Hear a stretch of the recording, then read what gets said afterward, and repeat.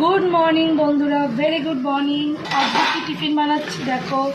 কড়ার মধ্যে তেল দিয়েছি, সর্ষের তেল, ওর মধ্যে রসুন ফোড়ন দিয়ে একটু ভাজা ভাজা করে পেঁয়াজ দিয়েছি, টমেটো দিয়েছি, নুন দিয়েছি, হলুদ দিয়েছি, লঙ্কার গুঁড়ো দিয়েছি, দিয়ে এটাকে আর একটু চিনি দিয়েছি, দিয়ে এটা কষছি।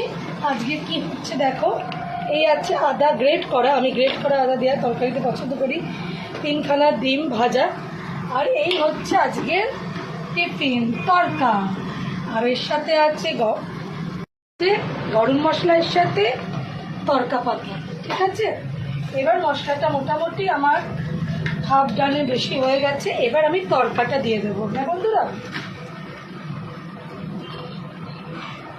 তরকাটা প্রেশারে কুকারে সেদ্ধ করে নিয়েছি। এবার এটা দিয়ে একটু কষাকষি করি, জলটা দিয়ে আমি আদা বাটাটা দেবো, বুঝলে, তার আগে দেবো না।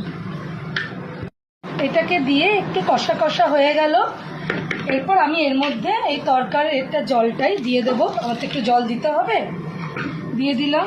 দিয়ে একটু নাড়াচাড়া করে নিই, নাড়াচাড়া করে আমি একটুখানি এর মধ্যে কাঁচা আদাটা দিয়ে দেবো। একটু নাড়াচাড়া করে নিলাম, আর একটুখানি বেটার কালারের জন্য আমি কাশ্মীরি লঙ্কা দিচ্ছি গুঁড়ো, জাস্ট একটু বেটার কালারের জন্য।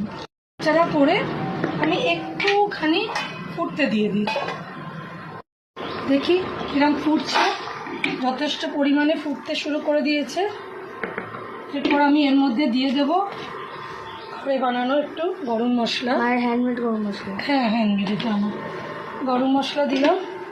গরম মশলাটা ভালো করে মিশিয়ে নেব, একদম ভালো করে মিশিয়ে নেব। এই যে তরকার মানে গ্রেভিটা দেখছো না, একটু ঠান্ডা হলে না এটা বসে যাবে, জানো তো। ভুজিয়াগুলো এইবার দিলাম, ডিমের ভুজিয়াগুলো দিয়ে একটু নাড়াচাড়া করে নিই। আমার এটা না হয়েই গেছে, এটা আমি এইটা রাখবো, এই গ্রেভিটা রাখবো, না হলে কি হবে জানো তো, একদম ঠান্ডা হলে একদম বসে যাবে। কসুরি মেথি একটু হাতে গুঁড়ো করে দিয়ে দেবো। এই কসুরি মেথি না আমাদের শ্যামবাজারে মানে লুজ কি সুন্দর পাওয়া যায়। আমি এই বড় মাছ থেকে আমি ওটাই নিয়ে আসবো, আমি আর প্যাকেট নেব না। কাঁচা লঙ্কা কুচিগুলো দিয়ে দিলাম, দিয়ে একটু নেড়ে রেখে দেবো। আমার হয়ে গেল অলমোস্ট তরকা। তো কেমন লাগলো তোমাদের বলো, আমি যে তরকাটা বানালাম। আর কার কার প্রিয় তরকা একটু জানাও কমেন্ট করে। Bye, see you. আবার নেক্সট ভিডিওতে তোমাদের সাথে কথা হচ্ছে। তো বন্ধুরা লাইক দেবেন, সাবস্ক্রাইব করবেন।